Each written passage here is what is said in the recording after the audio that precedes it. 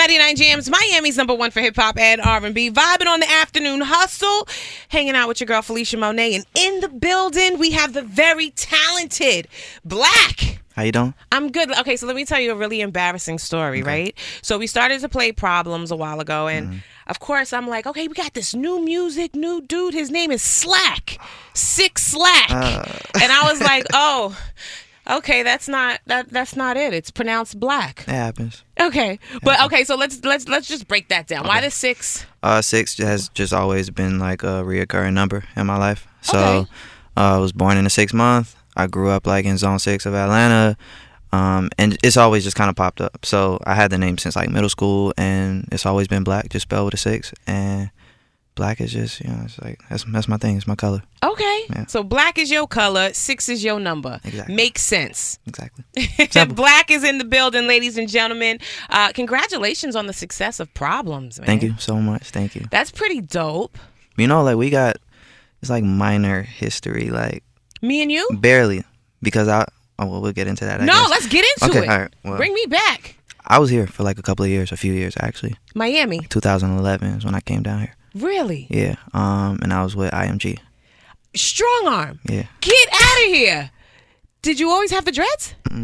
Okay, so there's been a different look to you. It's completely different. But I was like definitely like tucked away. Okay. In the back, just kind of like chilling back then, and just trying to figure out music and everything else in general. And years later, That's super dope. Now let me ask you a question: Is IMG like, damn, we shouldn't have put them on the back burner? Of course they are. No, it's all love. It's all love though. It's all love. Like, you go through things and you meet people and you learn like from everything. Like, right. With every situation that I've been in, I've learned from it. And, now we're in a place where, business didn't work out, but the relationship is still there. That's super dope, man. So you got ties to the crib. Yeah, no, I've been here. Okay. That's what's up. So I was reading up on you, and I found out your real name is Ricardo Valdez. I think that is such a super dope name. Yeah, Ricardo Valdez Valentine. That's like, you should drop a project called that or something. I thought about keeping that as like my stage, but that was years ago, like just tons of years ago. And I don't know, I just kind of feel like with that name, as great, like as cool as a name as it is, I would literally be confined to like R&B for the rest of my life. You think that's an R&B name? It's Ricardo Valdez. It's such an. I mean, it's not that far from Bobby Valentino, so it's like it's super R&B. Just Ricardo Valentine. First of all, I hate labels and categories, but the category that stood out was alternative R&B, which I thought that was interesting. Yeah, and I'm never mad at the label, because at the end of the day, people try to make sense of like different sounds and different things. I know it has R&B roots, I know it has hip hop roots, and you can call it whatever you want to call it. I just make what I feel. Right. Yeah. Now, do you feel like you're in pocket more with one than the other, rap versus singing, or is it like just this? I started off with rapping, and I think like rapping gave me like the core and the base of what I need to actually write songs. So I moved more towards vocals, and I think I lean more towards vocals now, and I just kind of use rap as a wild card just to like, like pick stuff up sometimes. It gets a little too vibey or too slow, and then the beat switches and we can just flip it. So you're on tour with The Weeknd. Yes. How many shows have you done already? We are on show like number 9. Okay. 9 or 10. So how has that experience been?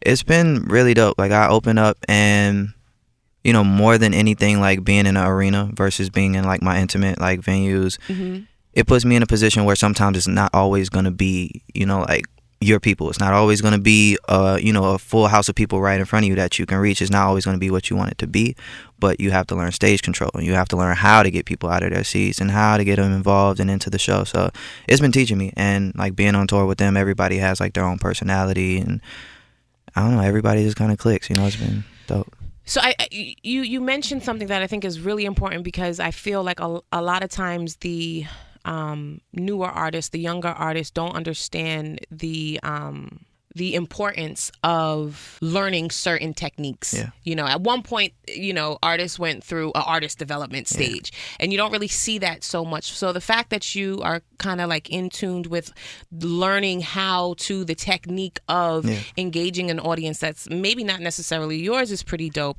What are the other things that you have learned just through your experience being an artist that you can, pass on or drop to other artists that are coming in, because a lot of people, you know, they kind of feel entitled. They feel like they can just show up and jump around and that's it. But there's an art to it. Yeah, there's a science behind it. There definitely is. And more than anything, I would always say, like, the way I move is I just try to make sure that there's never a point or a time where I think I'm as good as I'm going to be. Like, you know, where I just kind of feel like I've done everything I could do, or this song is my best song, or this project is my best project, or that performance was my best show. Like, every time I get off stage, my head is racing, like, to the next show to see what I can do better, or, you know, what I can bring differently this time. So I think it's just staying on yourself and not, you know, ever becoming complacent or comfortable and thinking the job is done, because there's always, like, somebody like right on your back waiting for you to just kind of chill for a second. And you know, fans, they just nowadays they kind of move from music to music fast. So it's like, if you're not on your job, that is very true. You know, somebody might take your spot. That is very, very true. Well, your spot seems to be pretty solidified, my man. That's the goal. You're rocking with Interscope. You're in good hands. Yeah. Because you also have your own label. Is it? Yep, indie label, Love Renaissance. Love Renaissance. How did you link up with Interscope? How did that even happen? We dropped Prblms and like a couple of other singles before I got with Interscope. So we did the SoundCloud thing. You know, we built it. You know, we built everything kind of organically and just let people find the music and, you know, made ways for them to find it. And by the time it got to Interscope and, like, obviously to other labels, and everybody was kind of talking and bidding and trying to figure it out, Interscope was just the first label that, you know, basically said to me, whatever you want, you know, next year, or whatever you see for yourself as far as a vision, like, we're with you. Like, we don't want to change, we don't want to manipulate, we don't want to take over, we just trust you. And that's dope. That's all I needed. Because I think you even mentioned that on your project, that you don't want to be confined to only putting out you know, certain types of music. You know, the process for the project that I put out was, you know, the best process that it could have been. Like, it was my track list, my producers, my cover art, my videos. And Interscope is just like, yes. They know. They saw them numbers and was like, yeah, okay, my man, whatever you want, we got it. We just here for the ride. Nah, Interscope is family, man. Shout out to Joey. So the project is Free Black. Yes. Free Black. Why Free Black? Well, I mean, that's where you kind of dive back into the past of everything. The project is centered around being in a deal that, you know, I wasn't 100% happy with all the time. And from 2011 until 2015, I was in that deal. With Strong Arm IMG, that's Flow Rider's label. So this is like really, really fresh. Yeah.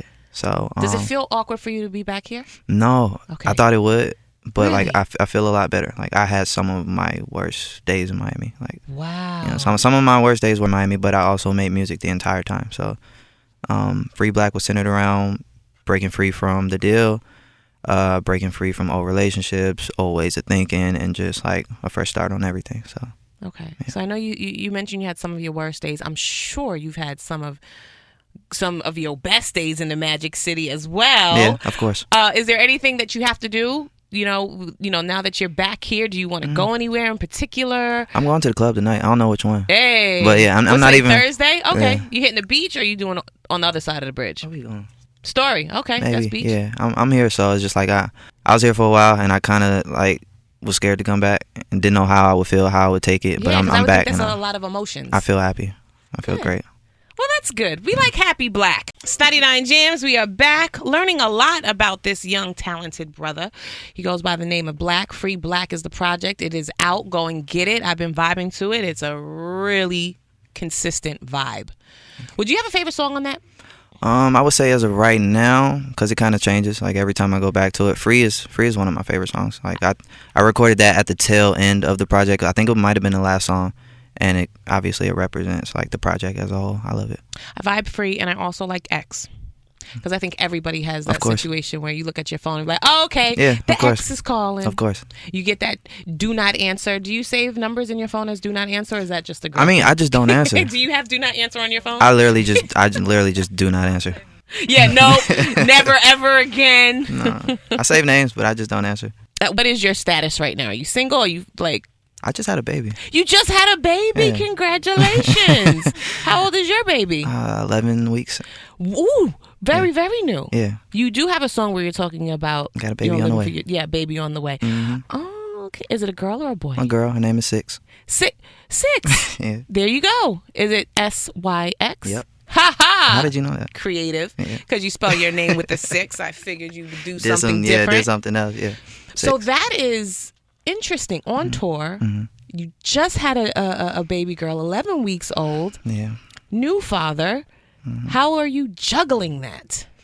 You find ways, I guess. Like I'm figuring it out as I go. I feel like at this point I prepare myself, to deal with stuff like this, to deal with tour and recording albums and not being home all the time, and maybe something crazy happening. So at this point, I'm just taking it day by day, and it's nothing I can't handle. So is 6 going to be in the music industry? I'm only asking because baby Assad is like the hardest working infant around, Khaled's son, and he's like FaceTiming. He's in the studio, executive producing. Is that what's gonna be? I don't know if it's gonna be as deep because Assad is one of the greats right now. So 6, she'll be there. I'd be lying if I said she wasn't gonna be there. Okay. Black is hanging out. We're talking about his daughter 6 right here on 99 JAMZ. I'm gonna open up these phone lines though. 866-991-JAMZ. You are getting ready to shut down the BB&T Center tonight. Yes, I am. You get nervous? No, not really. I get amped and I get ready to perform. Not nervous though. What's your game time? Like right before you hit that stage, are you doing anything in particular? I used to clear the room out. Now I kind of just clear everybody out of my head, and I just kneel down, say my prayers, say whatever I got to say about what's about to happen, and then I go out. That's it. That's it. That's it. Keep it real simple. Yep. Quiet, eyes closed, and then I'm on stage.